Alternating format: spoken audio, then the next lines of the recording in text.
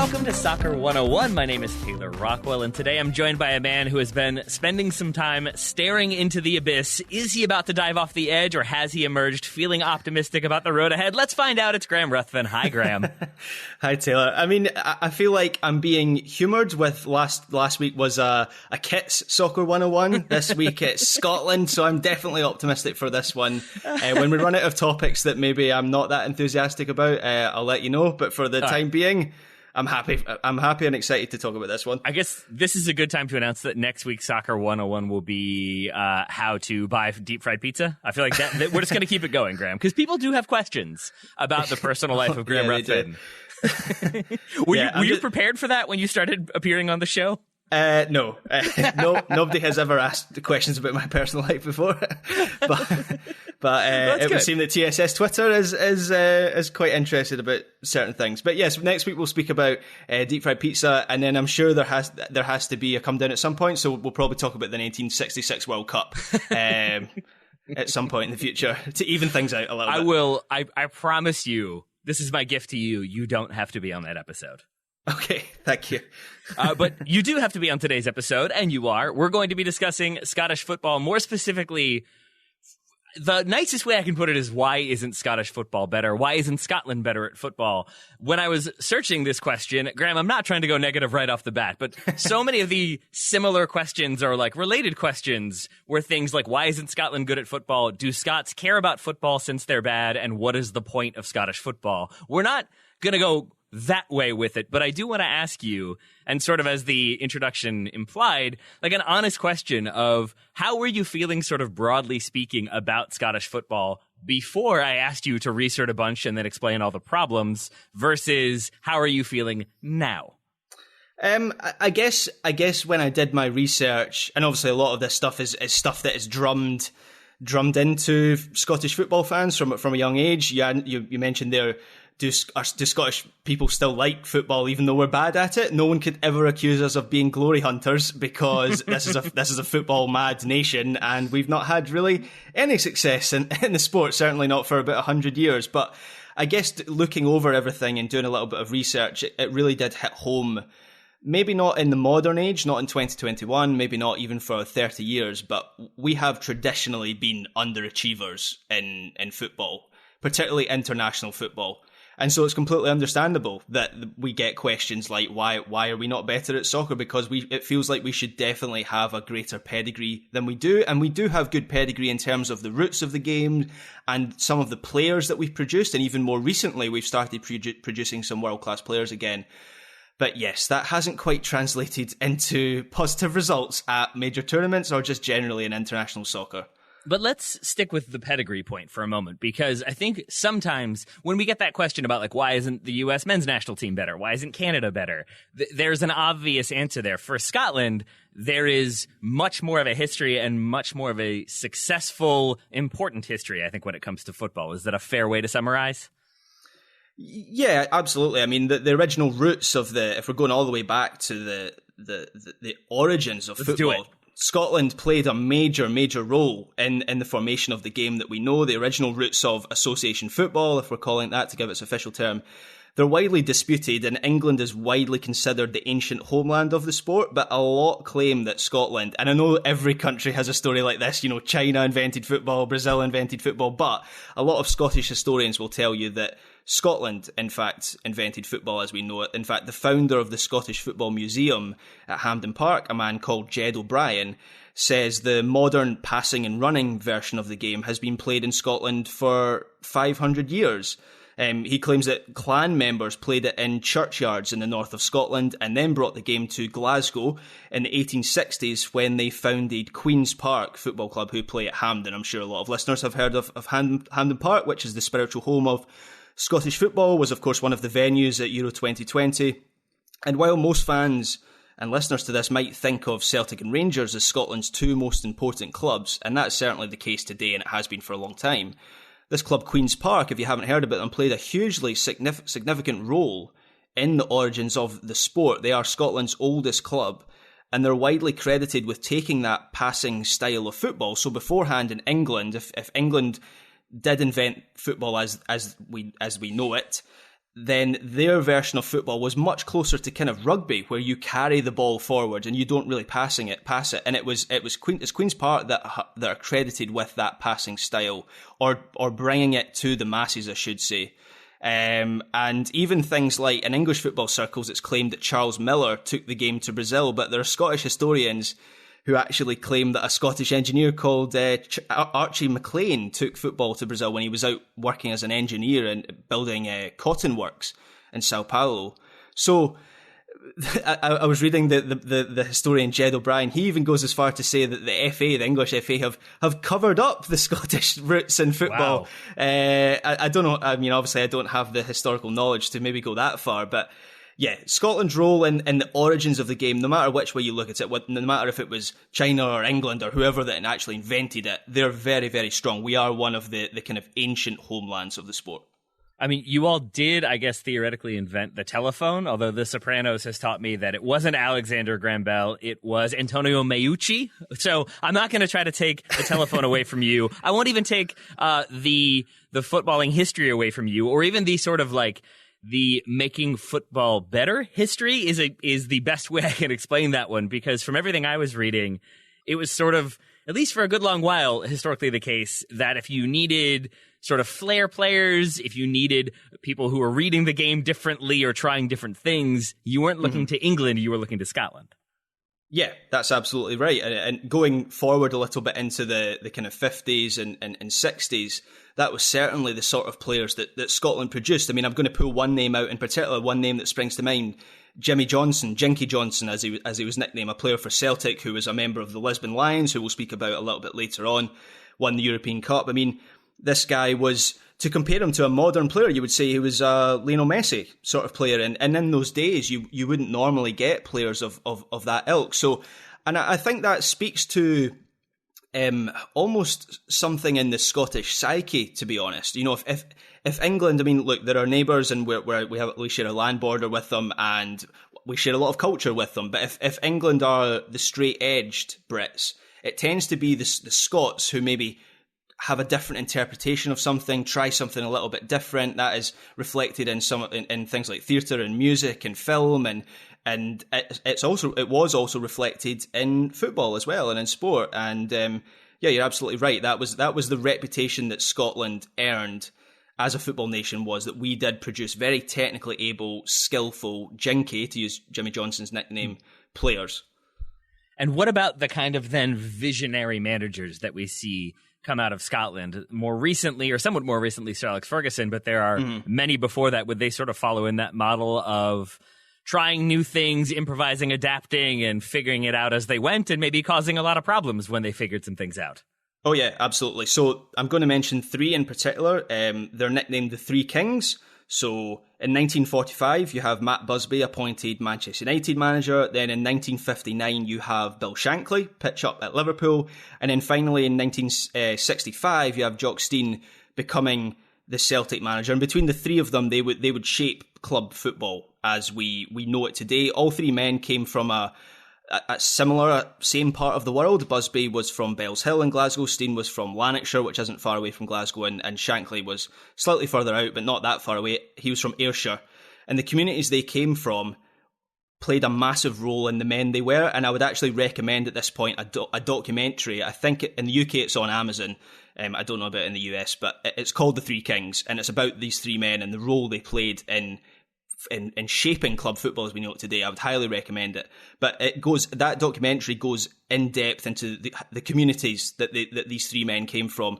And all three men grew up in heavily industrial communities. And in these times, poverty was rife in Scotland, and football was everything. Football was the only way out, and these communities became real hotbeds for the sport. And countless world talents, whether it was players or managers in the cases of these three, came out of these communities, and they were hardened by their experiences in these community. Looking at Busby, he prioritised youth at Manchester United. He built one of the most exciting teams in Europe, the Busby Babes. As many listeners will know, the Munich air disaster happened in 1958, which tragically saw many of them die. Busby survived, then rebuilt the side using the same principles that still sustain Manchester United to this day, and they won the European Cup 10 years later in 1968.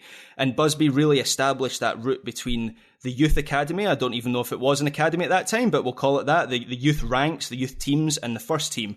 And we take it as a given that there is a pathway between those two, but that was Busby that really brought that to the fore.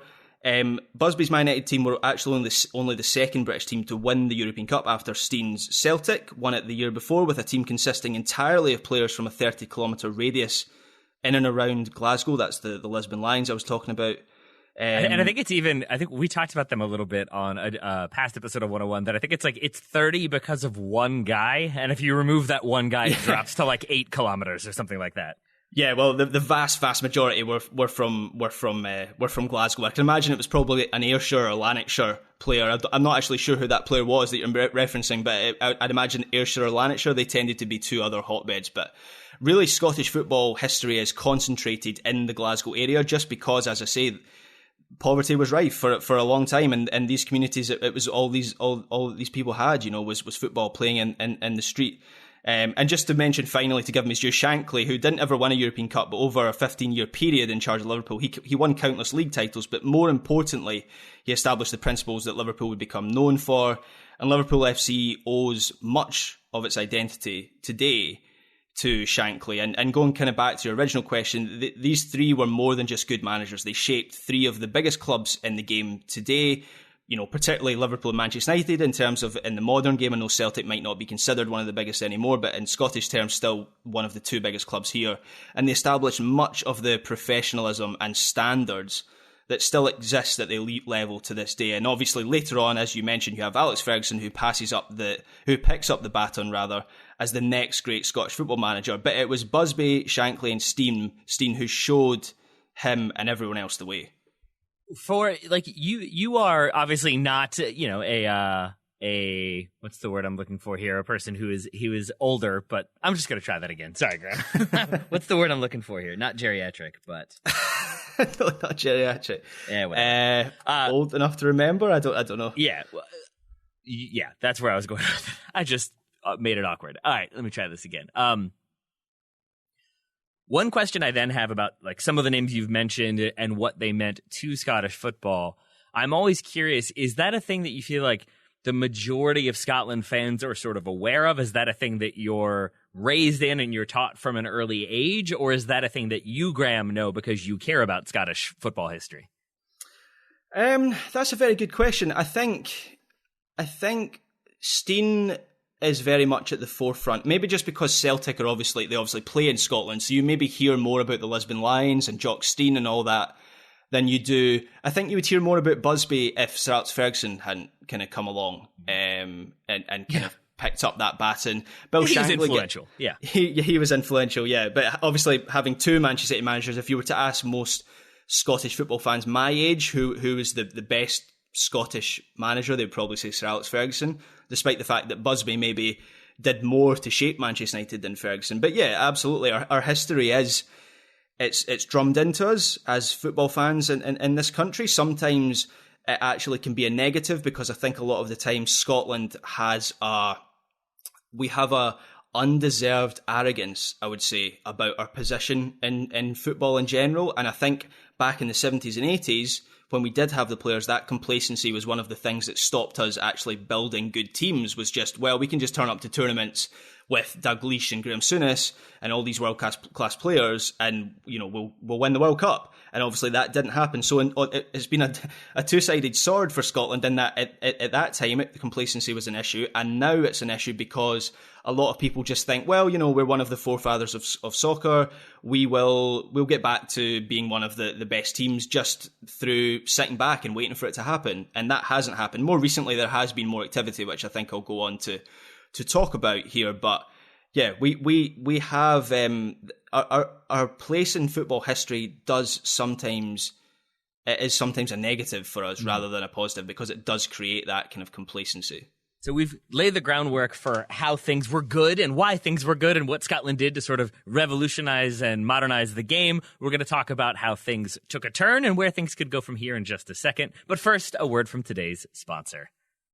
Today's episode of Soccer 101 is brought to you by the fine folks at ExpressVPN. ExpressVPN lets you change your online location so you can control where you want things like Netflix to think you're located. They have almost 100 different server locations so you can gain access to thousands of new shows. If you're wondering how Ryan Bailey has been watching so many different American programs while being abroad, it's because he's been using ExpressVPN, which allows you to essentially trick your computer into thinking that you are in the United States. So you can watch Peacock and Paramount Plus and all the different streaming services you might need to be able to watch all of the different leagues that you then talk about for, say, the Weekend Review. This is a very Ryan Bailey-centric sort of advertisement, but it works because he swears by it, and so too do we, because it's a good way to watch BBC iPlayer. If you wanted to go that route and watch some Match of the Day, then you could. And with ExpressVPN, you still have blazing fast speeds. You're not losing any quality. You're not getting a ton of buffering or very pixely images. It's compatible with all your devices, and it encrypts your data. So be smart. Stop paying full price for streaming services and only getting access to a fraction of their content. It's like joining a gym and then only using the treadmill and not using all those many other wonderful pieces of equipment and the swimming pool that's there. You got to use the swimming pool too, which I guess in this case would be Hulu. There we go. That makes sense. Get your money's worth at expressvpn.com/soccer. Don't forget to use our link at expressvpn.com/soccer. That's expressvpn.com/soccer to get an extra 3 months of ExpressVPN for free. Thank you very much to ExpressVPN for sponsoring today's episode. Now back to Scotland. Welcome back. Graham, I want to pick up on something that you said before we took that break, which is the idea that there is an undeserved arrogance about Scotland and Scottish fans. Mm-hmm. Because I think I had in my mind that it was sort of maybe less awareness of the way it used to be and more like I think of it. I promise I have more references than Braveheart and Trainspotting. I promise. But I think of that scene of like, doesn't it make you feel proud to be Scottish? Like I think of you saying that and the majority of Scotland fans responding, it's crap being Scottish. It's a PG episode. I know what the actual line is. But I think that's where I was thinking. So it's really interesting to hear you point out that, like, no, there's almost an irrational confidence and an irrational self-belief in Scotland. Is that all rooted in sort of the ancestral origins and importance of Scottish football, or are there more recent examples for that? Yeah, I mean, one thing I would say is I think there is a bit of a generational divide in that. And so I think some of the older fans there is still that arrogance of we're just going to do things the same way we always did it and hope that things turn around a little bit. And there's this weird split where, you know, myself, I'm 29. The last time Scotland were at a World Cup, I was 7 years old. So it hasn't happened in my adult life. And so you have one generation who are slightly arrogant, I would say, and then another generation like me who are completely pessimistic and think everything's rubbish and we're never going to. And I actually sometimes come at it from the other point of view where I just kind of accept Scotland's place in world football. The way that the clearest distillation of it is actually Scotland's club teams in Europe.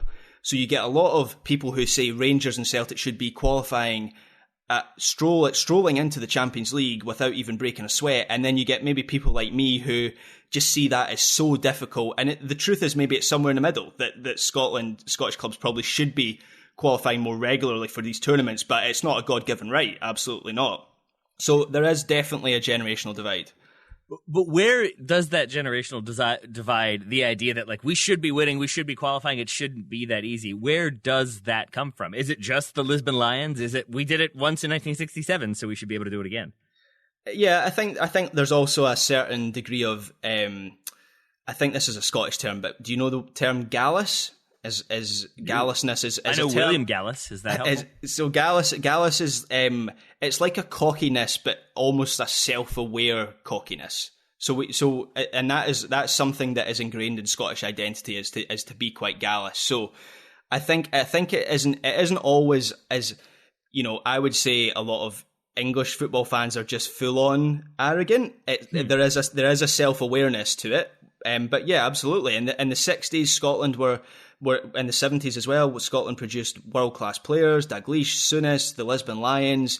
We had the best managers, and I still think if you go through history, Scotland has produced more world-class and influential managers than any other country in world football, which is quite something for a country of 5-6 million people. So we do have a pedigree. It's just that pedigree has its roots quite a while ago now. And with those teams in the 70s, like you go from every World Cup from what, 74 to 1990. You skipped 94 because I'm assuming you just don't like America. You're back for 98, and then an awful lot of crickets until this past summer. So from 74 to 90, though, that's a good run. That's a good consistent amount of qualification. What is Scottish football like in that time period? Yeah, I mean, that's a real consistent run. As you mentioned there, 74, 78, 82, 86, and then 90 and 98, as you mentioned there. But really, the 74, 78, 82, 86, sorry to repeat myself, there are a lot of numbers. That is really a golden period of Scottish football, where, believe it or not, we have some of the best players in the world. We have Kenny Dalglish, who won 3 European Cups, over 100 caps for Scotland, represented the country at 3 World Cups, still to this day regarded as probably our best ever player. You have Dennis Law, a Manchester United legend who was part of the Holy Trinity, as they're called, alongside George Best and Sir Bobby Charlton, the only Scot to have ever won the Ballon d'Or. That's right, a Scottish player did once win the Ballon d'Or.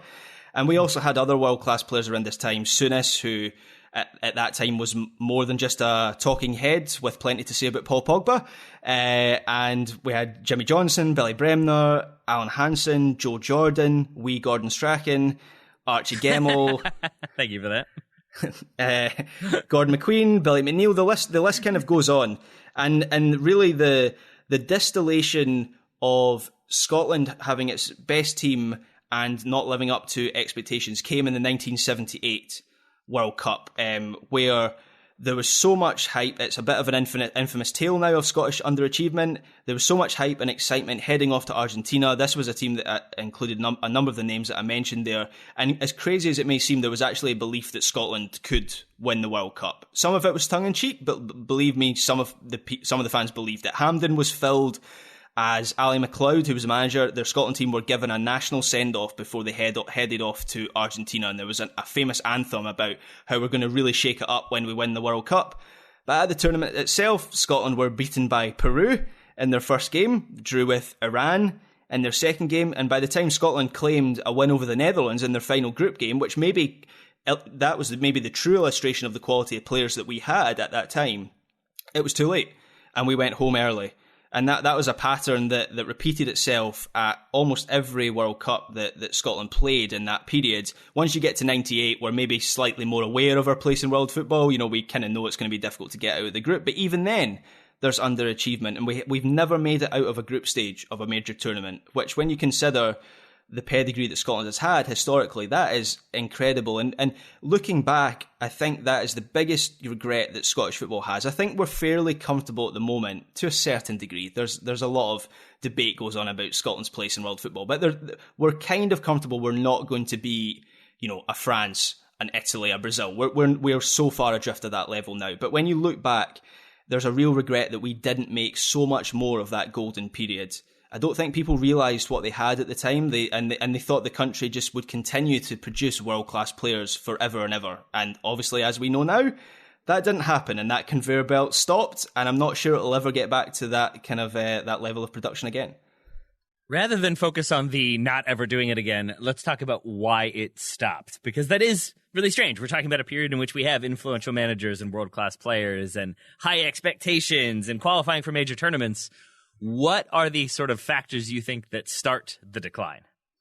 So I talked about societal circumstances earlier in this chat, and that comes into the discussion again here. So you would kind of say that by the start of the 90s, Scotland are starting to take a dip in terms of the quality of players that they're producing. The Scotland national team actually kept up a habit of qualifying for major tournaments all the way up to 98, but there was a bit of a lag because of we stopped producing those players. And this coincided with a change, as I say, in the societal circumstances. So communities were lifted out of poverty through decades of regeneration, particularly in Glasgow. I mean, if you were to visit Glasgow now and then see it as it was in the 60s and 70s and so on, it's a completely different city. And the middle class was expanded, living standards were improved, and these are, of course, all great things that have shaped Scotland as a modern nation. While we still have, undoubtedly, we still have problems in this country. I see.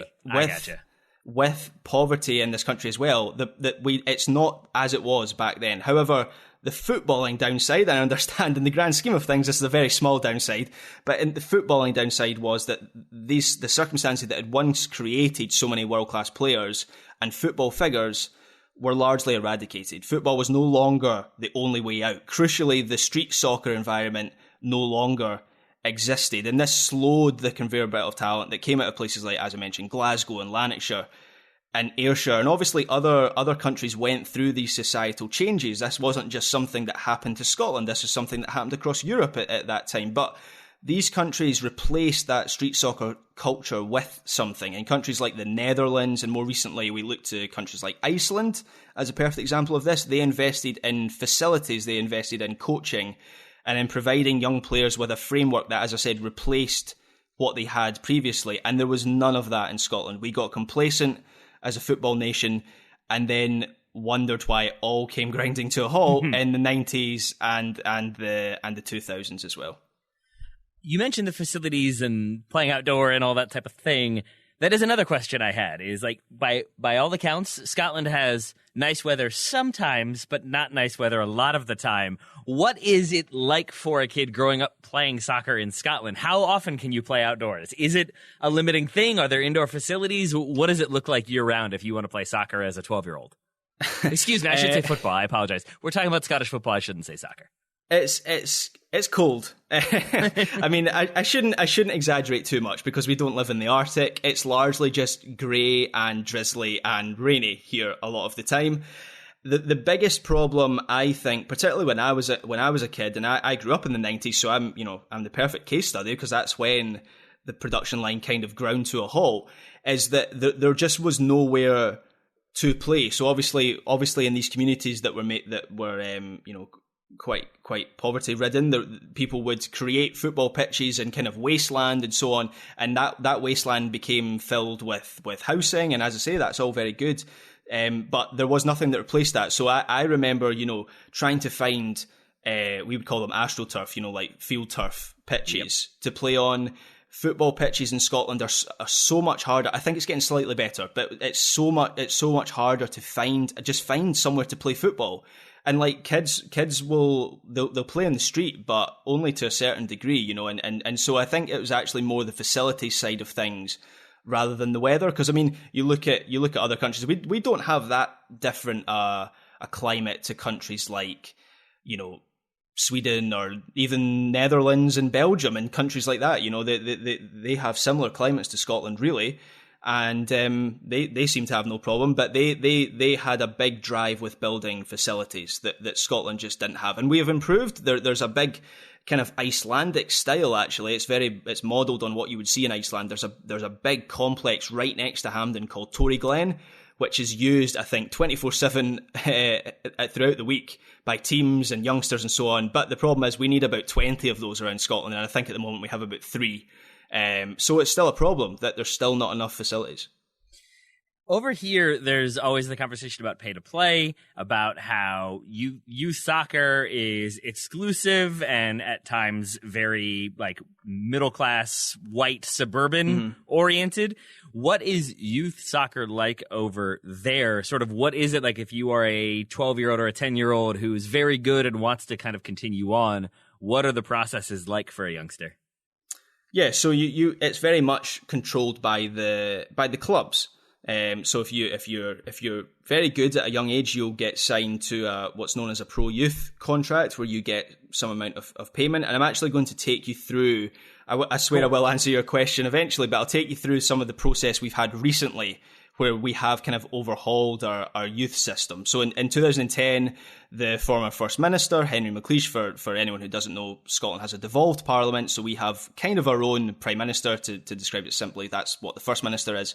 Henry McLeish, he was commissioned by the Scottish FA to conduct an in-depth report into the state of Scottish football, and he produced a document that made a number of recommendations to revive the sport. He described it as underachieving, underperforming, and crucially underfunded. That's what I was getting to previously when I was talking about where it went wrong. One of those recommendations was the creation of a performance director for the country, and that role was given to a Dutchman called Mark Votta, and he implemented a number of those recommendations, the biggest of which was the creation of the regional performance schools. So these schools are, despite the fact that the clubs have control, if you're the cream of the crop, if you're the elite, you will go to one of these regional performance schools. They are linked up with actual schools, and so that they combine kind of education and football education. And these schools, as I say, are located across the country, saw much more of a focus applied on the technical skills of young footballers rather than the physical attributes, which is that was the bad cycle that Scottish football got itself into around about the kind of the late 80s into the 90s and even through the 2000s. We would determine who the good and the bad players are depending on their physical attributes, which is baffling when you look back at it, because as you mentioned earlier, Scotland was known for producing players who did things a little bit differently, technically able players, skillful players, and that was a complete 180. So basically these changes in 2010 were designed to reverse that. Vota left his role in 2014, and at that time it was really unclear whether the changes he'd implemented would work, because obviously this is the difficulty with changes at grassroots level, is that you don't get immediate results, and you kind of have to wait a number of years to see if what you've done a number of years previously has worked. But I think now there are some green shoots of progress. Billy Gilmore is the poster boy for this. He's a product of this performance schools, as is Nathan Patterson, who you'll be hearing about him in a few years' time, as I'll say. He's had a bid made by Everton for him this week as a Rangers fullback. And perhaps the biggest upturn, is I should also mention, has come in the women's game as well, where Scotland's women's national team qualified for World Cup for the first time in the country's history in 2019, and there's been a solid flow of top-tier players to England in recent years. Caroline Weir, Erin Cuthbert, Claire Emsley, a number of others. And the women's game in Scotland has done a much better job of getting that conveyor belt to the big leagues going again. And it seems to me, while admittedly I do know a lot more about the men's game than I do about the women's game, it seems to me that they've also done a better job of creating a Scottish type of player. They're all very technical, and you look at someone like Erin Cuthbert, and she, to me, reminds me of the old Scottish players, the Jimmy Johnsons and the Jim Baxters and so on, the very technical, diminutive, and that a lot of the players in the Scottish women's team look like that and play like that. And I think the men are trying to emulate that, and they're getting back to that, but it's a slow process.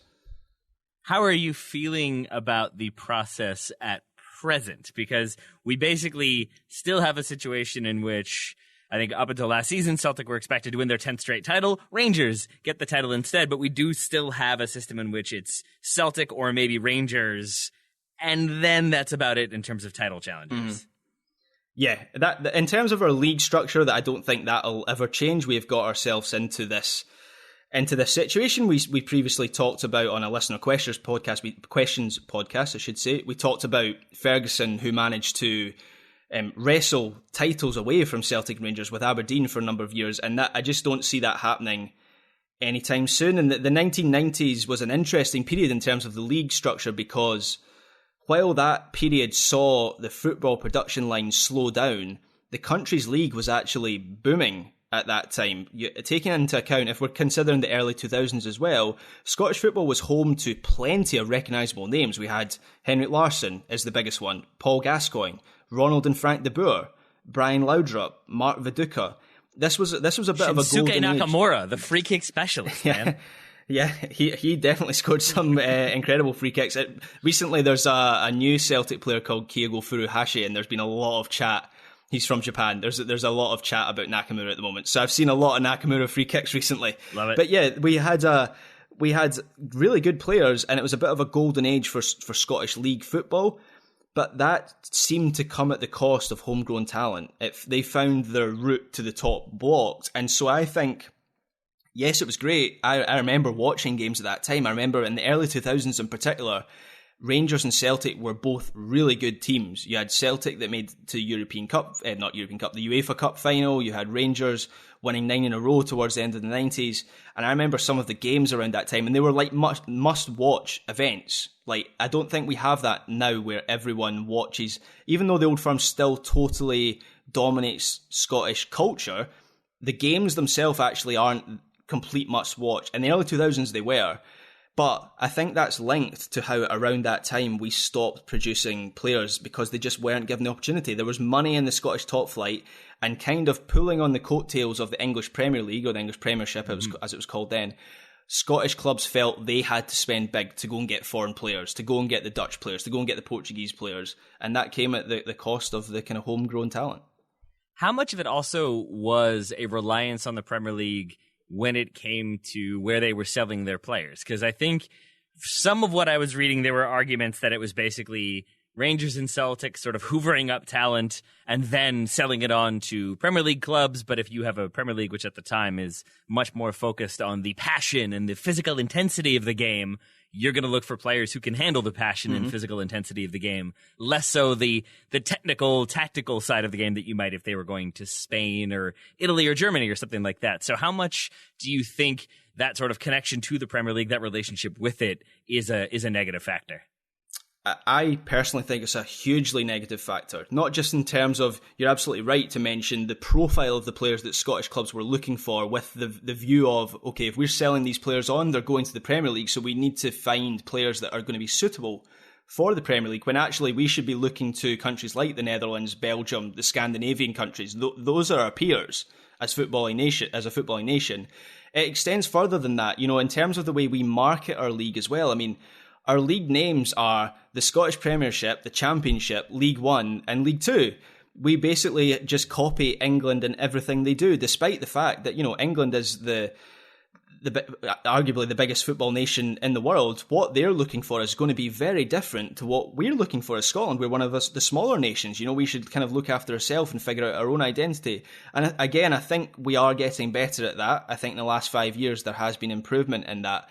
But I do think, look, the Premier League is a great product. I enjoy watching it as a fan. There are a lot of Scottish fans of the Premier League. In fact, I've seen studies even that there are more Premier League fans in Scotland than there are Scottish football fans, which is maybe another downside of having the Premier League over the border. But I do think having the Premier League over the border has generally been a negative thing for so many different aspects of Scottish football, from the national team to the way our leagues are set up to homegrown talent, and we need to detach ourselves from that. I'm struck by how many similarities there, in fact, are between at least the men's side of Scottish soccer and the men's side of American soccer, and maybe even from the women's side in terms of both of the women's teams finding consistent success more recently. But in the U.S., again, it's more of a middle-class sport, so you don't have that sort of, we got to make it out, this is the way I'm going to make it out, this is the way I'm going to pull my family out. So you have those same similar societal circumstances. When it comes to a lack of options, I think the size of the United States is part of that, about where can you go to find good coaching, good training? Do you have the facilities in place? And then an overemphasis on the Premier League. I think for the longest time, American clubs tended to look to England for their coaches, and colleges would bring in English players. I had Simon Cooper on Total Soccer Show this week, if you're listening to this when it comes out, and he has a story in there about Johan Cruyff basically hating playing for the Washington Diplomats because they were the first English-style club he'd played for, and they all wanted to drink and didn't care about tactics and just wanted to smash stuff. Mm-hmm. And I'm suddenly realizing there are some similarities here that I didn't really realize were quite so strong. Yeah, absolutely. And the first thing you mentioned there about the middle class, I think that's a giant thing. Chris Boyd, who I know a lot of American fans will know that name, played for the Portland Timbers in MLS. He's the all-time top scorer in SPL history when that league was around. He recently said that Scottish football has become a middle-class sport, and that caused a lot of debate. And your instant reaction there, and I have it as well, your instant reaction is to push back on that and go, no, it's not. Look at the roots of Scottish football, all the things I've just spoken about, with the roots that it had in Glasgow and those working class communities. Those are undeniable, those roots, and it's a big part of Scottish football history. But when you look at it objectively, Boyd's right. That has become the biggest problem. One of the biggest problems for Scottish football is that there is an accessibility problem. And from everything I've read about the way American soccer is as well, I think that's something that you perhaps share with us. And that usually then gets blamed on the FA or the US Soccer Federation over here. What is the opinion of the Scottish FA over there? Oh no. I kind of had a feeling that was going to be the way that was going to go. Yeah, I mean, the Scottish FA have a marginally better reputation than the SPFL, which is the league body. So you have a similar situation with US soccer and MLS in America. Because the SPFL, quite frankly, their reputation is dirt. I don't think you would find a single fan who thinks that the SPFL do a good job. The SFA's isn't much better. I think you look at the results of the Scotland national team, particularly the men's national team in particular, which is, maybe it's a simplistic way to look at things, but it is the purest manifestation, of how we are getting on as a football nation. And for the last 30 years, maybe longer, it's not been going so well. The Scottish FA, everything that I've just mentioned kind of gets thrown at them with justification. They do a good job. Recently, they've done a much better job marketing the game. I know a lot of good people who work there who do a good job in the kind of the marketing side of things. But yes, their reputation is not great. Maybe ever so slightly improving, but not by that much. So is there still then a lack of modernization? Is there still an emphasis on now let's just kind of promote the physical players, let's care about the old firm, and that should be good enough? Yeah, I think if you were to ask most Scottish football fans, they would say that we have a bit of a problem with dinosaurs in our game. So, and I use that term delicately because it's quite a abrasive term to call someone a dinosaur, and just because someone's views are maybe outdated now doesn't mean that they didn't have merit, at some point. And you have a lot of people in Scottish football who maybe linger and outstay their welcome a little bit, and that's something that I think in Scottish football we need to do a better job of is the regeneration, not just on the pitch, but in terms of the decision makers. We have a new chief executive at the Scottish FA, Ian Maxwell. He really should have come in a lot sooner than he did. We have a chief of the SPFL who's been in position for a long, long time, Neil Doncaster. I'll go on record and saying it's time for him to go. He should have been gone a number of years ago. And that's the kind of thing we're talking about. Is at board level, executive level, we still tend to get stuck in the dark ages. I think we go after the same people. So recently, Celtic appointed a new consultant, performance director. It's not a performance director, but it's someone on a consultant on that side of the game, not a coach, not a manager. They've been looking for this person for a long time. They've been talking about Juventus figures and Manchester City and City Football Group figures, and the person that they hired as the consultant a few weeks ago was Gordon Strachan, which just kind of tells you a lot. Now, Gordon Strachan was a very successful manager for Celtic and was a decent Scotland manager for a period and was a brilliant player. But we tend to keep these people around for a little bit longer than they should, and we need to bring some new ideas in quicker than we do. The ideas do tend to get in, but it's the speed of which they get in that's the problem. Is Steve Clarke, current Scotland manager, a new ideas guy, or is he more representative of the older guard, the dinosaur, if you will? That is a very good question. Is it a cop-out to say he's somewhere in the middle? Nope. He is definitely a kind of old school guy. You don't really get much of a smile out of Steve Clarke. He's not a great quote. However, this is a guy that, and I know Jose Mourinho has recently become, he's now classified as a bit of an old school manager, but nonetheless, Steve Clarke learned a lot of his in football from Jose Mourinho working as his assistant. So he's not from the 80s or even the 90s. He has been successful in the kind of modern age of the game. So he kind of splits the difference. Sorry.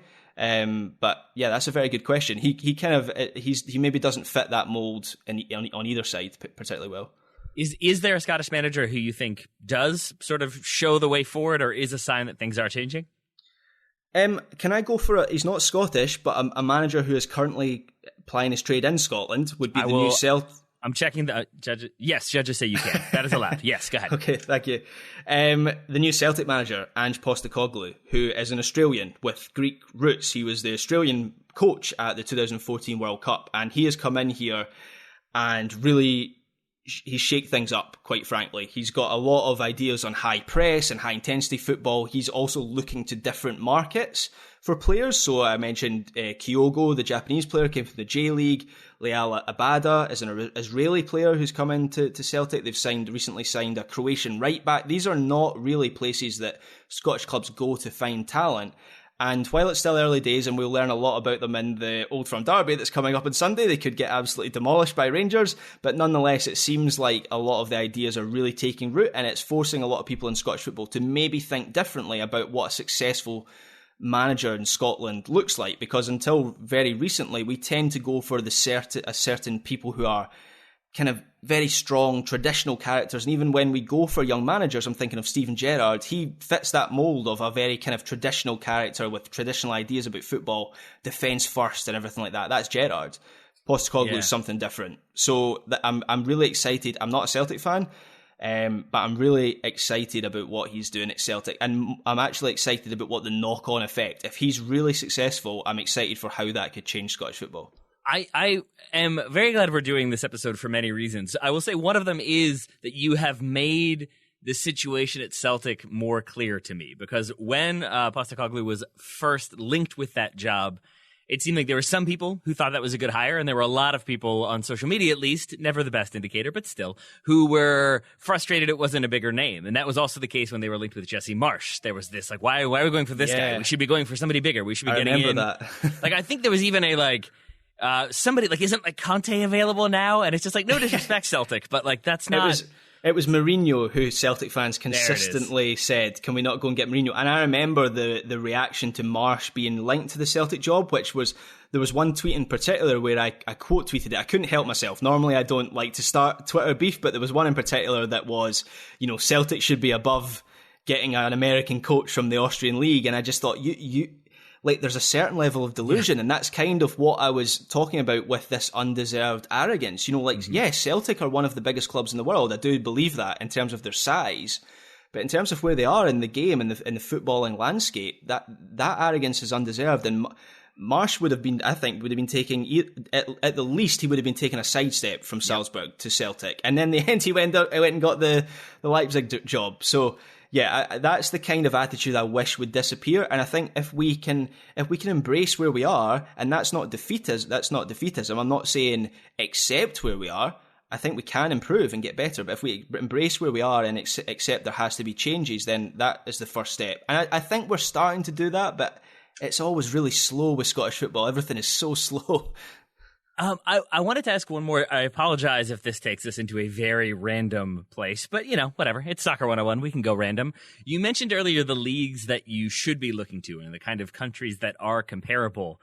And it was really interesting to me because I think this is very much an American perspective, and because we're so removed from things, there's a focus on the big five in Europe and sort of the high-profile names, the ones that are marketable or are going to be on TV. That's probably the biggest part of it. And so it's cool to hear you sort of looking to other countries. Is that a sort of normal thing? Like do a lot of Scottish fans look to what Belgium are doing or Denmark is doing and sort of look to that for inspiration? Or is that more so you saying that's what they should be doing? No, it's a very, very common talking point in Scottish football is that we should be looking to these countries. There's two things that comes from. One is back in the 2000s, there was a proposal to create what was known as the Atlantic League at the time. So this was a cross-border league that Scotland was going to be part of with, I'm kind of going off the top of my head here, but the Netherlands were in it, I think Belgium was in it, and maybe a couple of the Scandinavian countries, maybe Sweden. Don't hold me on that one, but it was a number of those Northern European countries. So that kind of implanted the idea that those were the countries that we should be shacking up with rather than with England. The other thing that definitely has a more recent impact is Scotland. A lot of Scotland's season is defined by what happens when I'm talking about Scotland, I mean Scottish football as the club, in terms of the club side. A lot of their seasons are defined by what happens in European qualification.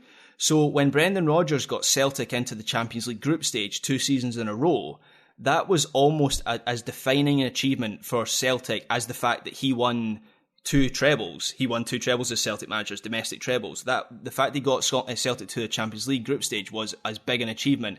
And so Scottish clubs keep getting knocked out of qualification by countries clubs from countries like Sweden and Norway and Croatia and those kind of countries.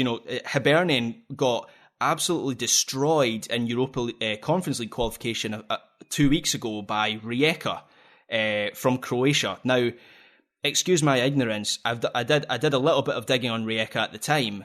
they're not a bigger club than Hibernian. I doubt that they've got better players on the pitch. There's just something we are lacking when it comes to we come up against those teams. Another team is Celtic, were knocked out of Champions League qualification by Malmo. Again, Celtic are a much bigger club than Malmo. I don't think it's arrogant to say that. They're a much bigger club than Malmo, but yet Malmo are going to be in the Champions League group stage this season and Celtic aren't. And this consistently happens for Scottish clubs where they're knocked out by clubs from the same sort of countries, and so that sparks up a discussion every single year.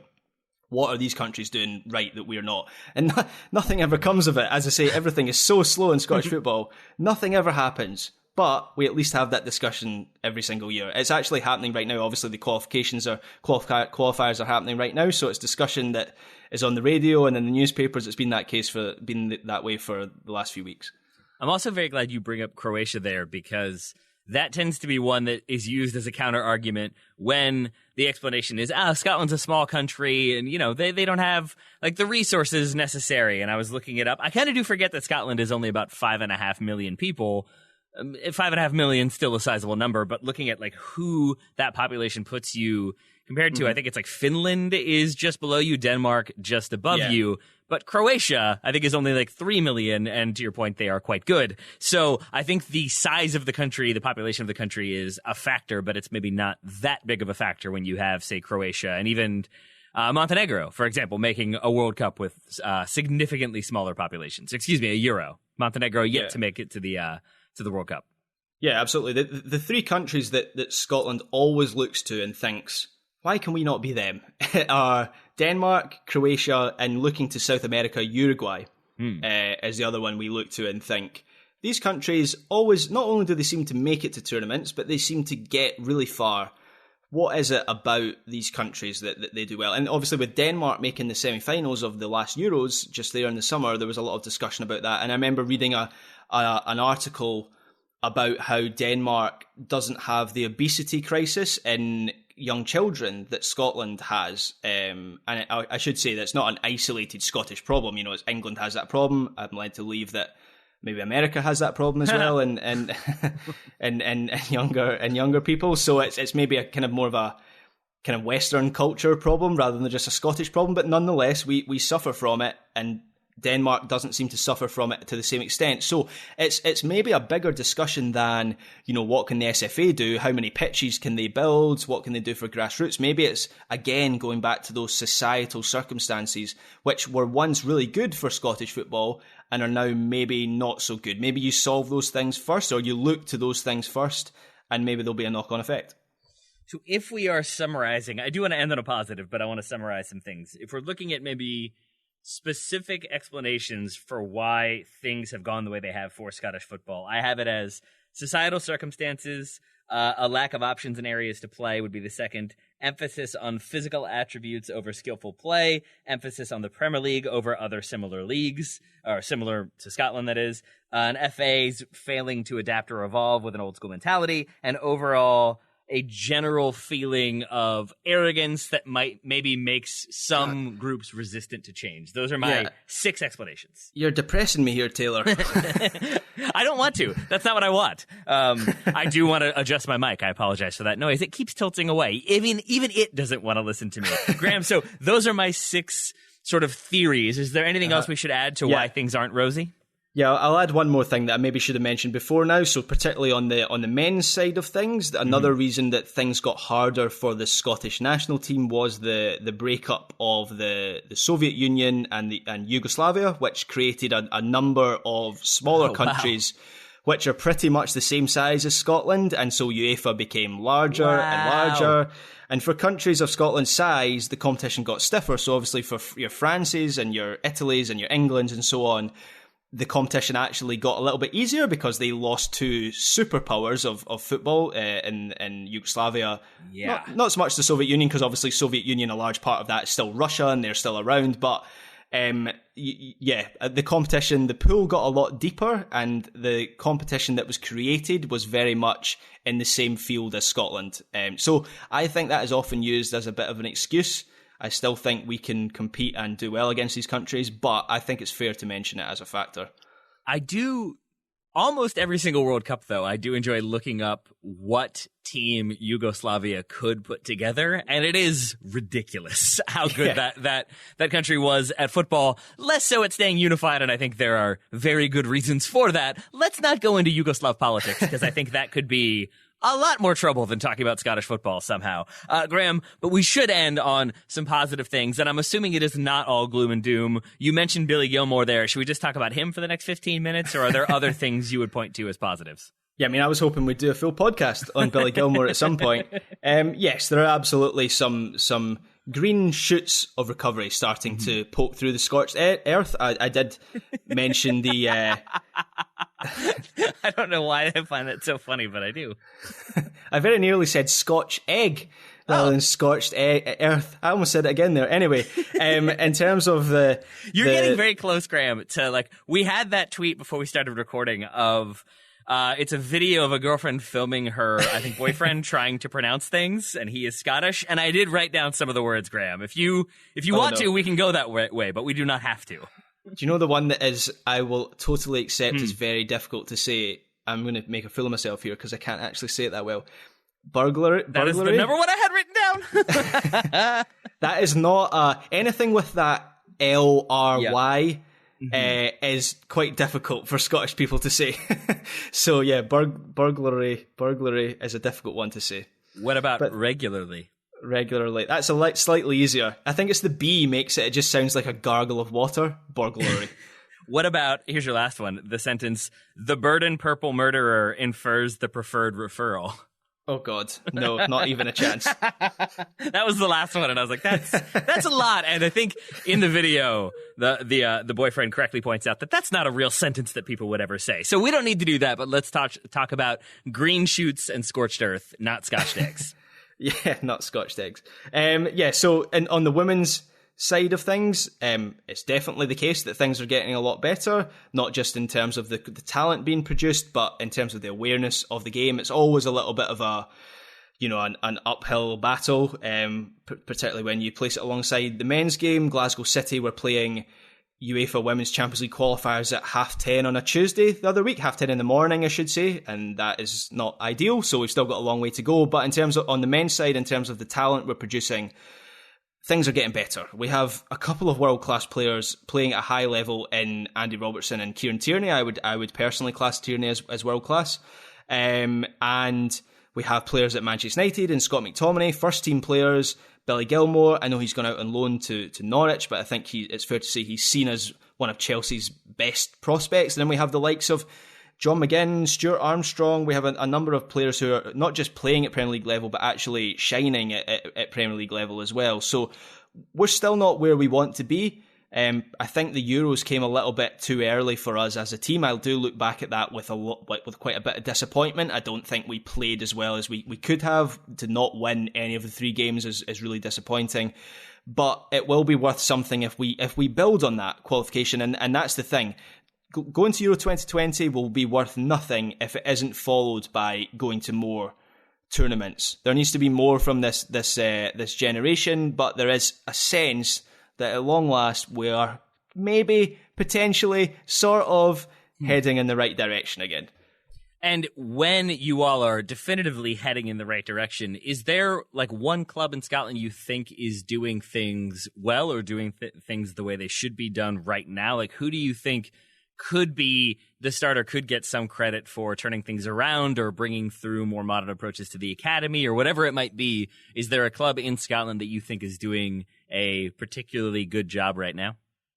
I wouldn't say there's one absolute standout club, but I think it would be fair to mention Rangers in this. They've had a pretty significant overhaul of their whole structure, and that extends to the youth level as well. Since they suffered complete meltdown about 10 years ago, they've completely rebuilt that. So Billy Gilmore came through the Rangers system before he went to Chelsea. That's where he came from. Nathan Patterson, I mentioned him. I'm pretty confident you're going to be hearing about him quite soon. He is a Rangers youth product, and just generally they seem to be doing quite well. But it is something that goes across Scottish football. I mean, Andy Robertson came through Queen's Park, who we were talking about earlier, and he went to Dundee United. Dundee United give a lot of chances to young players. Hibernian are doing a good job. John McGinn kind of came through Hibernian. St Mirren is another club in Paisley, just outside Glasgow. They give a lot of chances to young players. Celtic, they traditionally have a good conveyor belt of young talent. Tierney is maybe the obvious candidate there. He came through their youth system. It's slowed a little bit in the last couple of years or so, but yeah, it's definitely something across Scottish football that I think, I wouldn't point to one club in particular. It's just something everyone is kind of up in their game a little bit.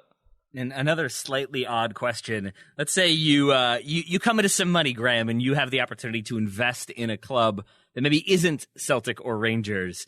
If you were going to do so, like, is there an undervalued club? Is there a market that maybe should be bigger that could, with a little bit of investment, start bringing through more exciting players? I mean, if I had money, I would buy Stirling Albion, there we and go. I would build a pub at the side of the pitch, and I would sit in that pub for the rest of my life. I like it.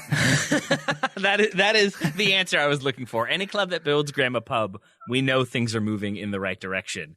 Graham, anything else on why Scottish football isn't as good as it could be, or how it's going to get better?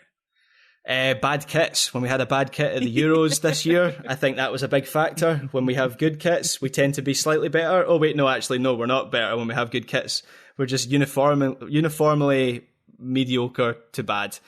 All right, so worse kits is what I'm hearing. Get them even worse and more generic, and then you'll be good to go? Yeah, I'm really hoping that Puma start making our Scotland's kits. Get some more words on there, Puma. We don't have enough. Graham Ruthven, I really appreciate your taking the time to talk about the many, many aspects of Scottish football, both positive and negative. I hope it was not too emotionally distressing for you. I mean, there's always a degree of emotional distress when you talk about Scottish football, but it wasn't too bad. I'll survive. This is the problem, Graham. This is the problem right here. I kind of feel like that's true, that whenever Scots are talking about their national team, there's always an element of emotional distress, and I don't think that's the foundation for a healthy conversation.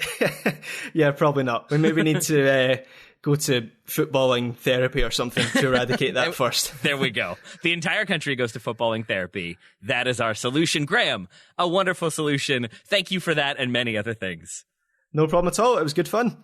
Listeners, thank you all very much for listening. I, too, thought it was good fun. Hopefully you all did as well. I've been Taylor Rockwell. He's been Graham Ruthven. This has been Soccer 101. We will talk to you all next week.